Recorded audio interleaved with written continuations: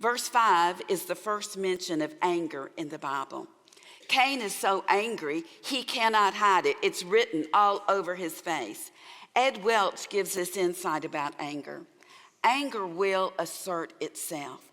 It refuses to be contained. If anger is in our hearts, it has our hearts. If anger is in our hearts, it has our hearts. Ladies, anger is an emotion. It is a feeling. And although feelings are real, they're not always true. Our feelings are the way our flesh talks to us.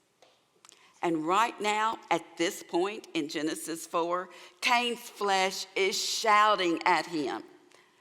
We've got to be very careful not to allow our feelings to guide our hearts. You see, at first, Cain was just mad at his brother for having a better offering. But then the longer he stewed on what had happened, he gets mad at God. Cain approached God on his own terms. And when he realizes that God is not going to lower himself to his standards, he gets irate. Let's look at verses 6 and 7. Then the Lord said to Cain, "Why are you angry? And why has your countenance fallen? If you do well, will not your countenance be lifted up?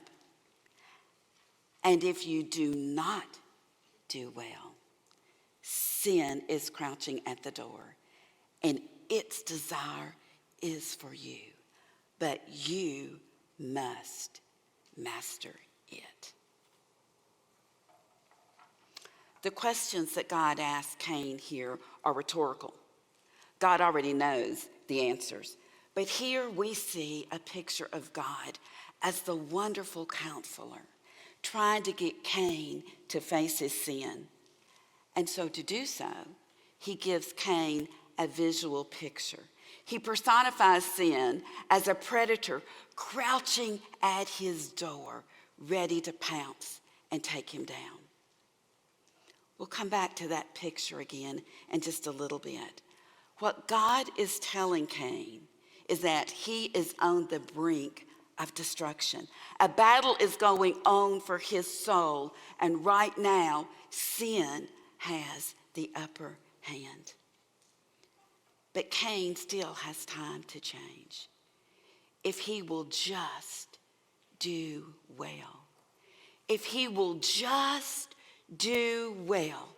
Instead of allowing sin to rule over him, Cain can repent and he can have dominion over it.